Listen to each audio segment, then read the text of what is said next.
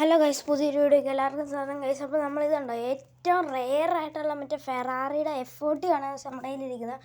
ഞാനാണെങ്കിൽ കഴിഞ്ഞ ദിവസം പോയി നമ്മൾ ദുബായ് വ്ളോഗില്ലായിരുന്നു, അത് എടുക്കാൻ പറ്റിയില്ല. മറ്റേ വാറൊക്കെ ആയതുകൊണ്ട് അവിടുന്ന് ഞാൻ എടുത്തതാണ്. ഒരു അറബിയുടെ ഇന്ന് എടുത്ത സാധനമാണ്. നല്ല വിലക്കുറച്ച് കിട്ടി ഗൈസ്. ഇപ്പോൾ ഇതുണ്ടോ എൻജിൻ നമ്മൾ ബാക്കിലല്ല വരുന്നത്, ലംബോർഗിനിനെ പോലെ അല്ല, സോറി, എൻജിൻ ബാക്കിലാണ് വരുന്നത്. കണ്ടോ ഗൈസ്, V10 എന്നാണ് പുള്ളിക്കാരൻ പറഞ്ഞത്. പക്ഷേ നോക്കിയപ്പോൾ V8 ആണ് എനിക്ക് കിട്ടിയത്. ഞാൻ V10 കയറ്റാൻ വേണ്ടി എൻ്റെ ഒരു ഫ്രണ്ടിൻ്റെ കയ്യിൽ കൊടുക്കുക ഗൈസ്.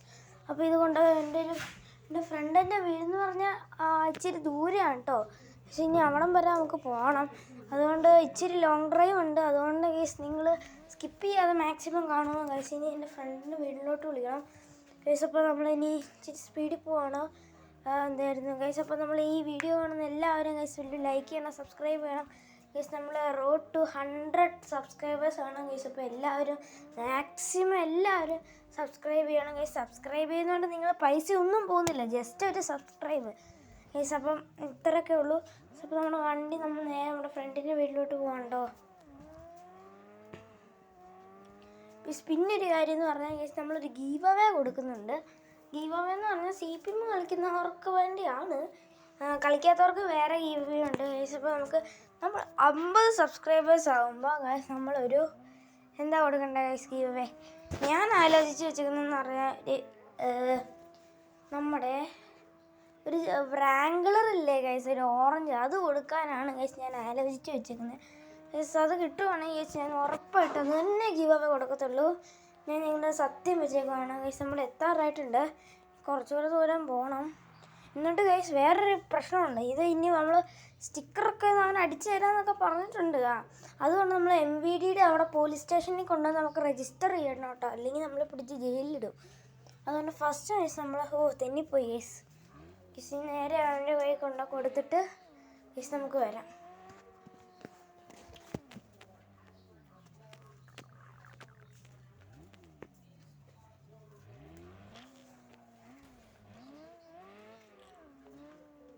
ഗൈസ് ഇവിടെ എവിടെയാണ്? ഗൈസ് അവൻ ലൊക്കേഷൻ അയച്ചിട്ടുണ്ട്, ഇവിടെ വന്ന്.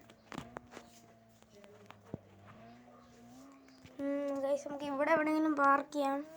ഇവിടെ ഗൈസ് ഇവിടെ അങ്ങ് പാർക്ക് ചെയ്യാം ഗൈസ്. ഓക്കെ, ഇവിടെ അങ്ങ് പാർക്ക് ചെയ്തേക്കാം. ഫൈൻ അടയ്ക്കുമെന്ന് അറിയത്തില്ല ഗൈസ്. ചിലപ്പോൾ ഇവിടെ വല്ലതും പാർക്ക് ചെയ്തെന്ന് പറഞ്ഞാൽ ഫൈൻ വല്ലതും വരുമോ?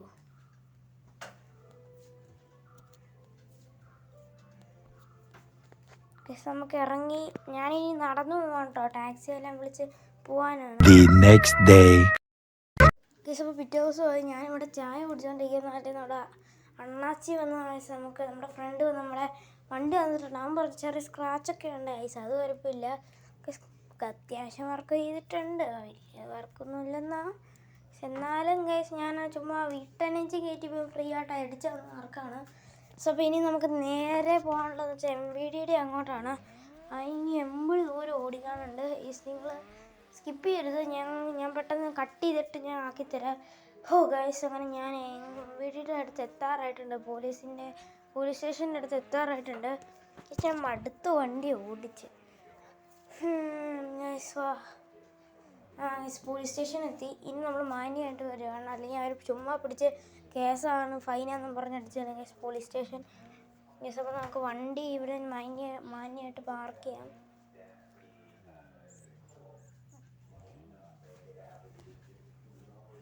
ഗൈസ് നമുക്ക് ഇവിടെ അങ്ങ് പാർക്ക് ചെയ്തേക്കാം.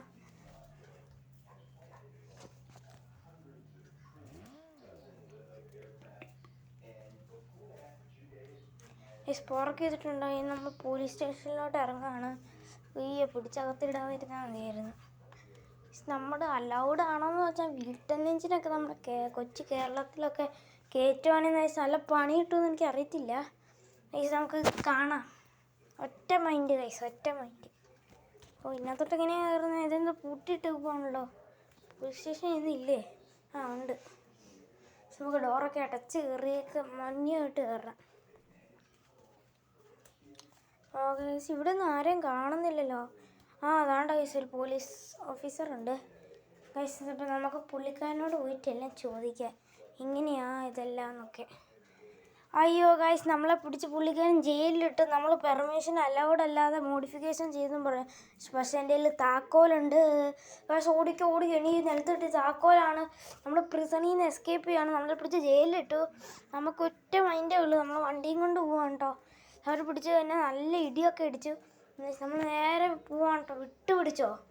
അയ്യോ പോലീസൊക്കെ ബാക്കിലുണ്ട്. നേരെ ഇട്ട് വണ്ടിയും കൊണ്ട് ഏതെങ്കിലും അമേരിക്കയോ ദുബായോ എങ്ങോട്ടെങ്കിലും വിട്ടോ.